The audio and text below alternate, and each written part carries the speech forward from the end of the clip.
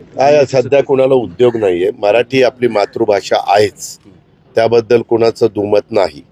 प्रत्येक राज्याला आपली आपली जी काही मातृभाषा असते त्याबद्दल आपुलकी आहे, प्रेम आहे, जिव्हाळा आहे, ती टिकली पाहिजे. आणि मराठीला अभिजात भाषेचा दर्जा देशाचे पंतप्रधान नरेंद्र मोदी साहेबांनी दिला. खूप वर्ष हे प्रकरण दिल्लीमध्ये पडून होतं, परंतु कुणी करण्याचं धाडस दाखवलं नाही. ते NDA सरकारने दाखवलं, मोदी साहेबांनी दाखवलं आणि त्याचे कार्यक्रम पण आम्ही त्या ठिकाणी घेतले.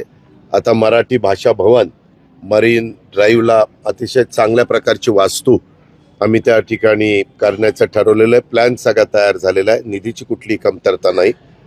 आणि हे करत असताना जसं जगात मॅक्झिमम भाषा चालते ती इंग्रजी चालते, त्याच्यामुळं तुमच्या आमच्या कुणाच्याही घरात नवीन पिढीला महाराष्ट्रात राहायचं असेल तर त्याला मराठी आलंच पाहिजे. त्याचबरोबर भारतामध्ये अनेक राज्यांच्या मध्ये हिंदी पण चालतं. काही जण म्हणतात ती राष्ट्रभाषा आहे, पण त्याच्यावर वाद आहे. मला त्या वादात शिरायचं नाही.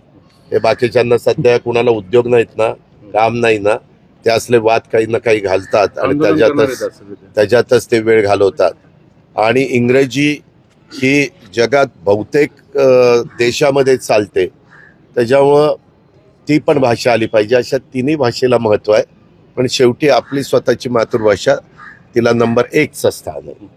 असा एक आरोप होतो की संघाला हिंदी राष्ट्र बनवायचं, हिंदू राष्ट्र नाही, तर त्यामुळे मग मी सांगितलं ना, आज समोरच्या वेगवेगळ्या राजकीय पक्षांना कुठला मुद्दा राहिलेला नाही.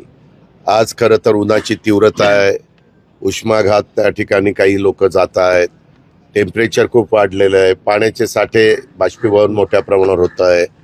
यंदा हवामान खात्याने नाही, वेगवेगळे जागतिक पातळीवर जे अंदाज व्यक्त केले जातात, जे काही साधारण काय वेदर राहील किंवा पावसाची परिस्थिती काय राहील, त्याच्यामध्ये 103 ते 105% पाऊस राहील. त्याच्यामुळे एक समाधान शेतकरी वर्गामध्ये आहे, परंतु तो पडला पाहिजे, कारण अंदाज तो खरा ठरावा एवढीच आमची पांडुरंगाचरणी प्रार्थना आहे.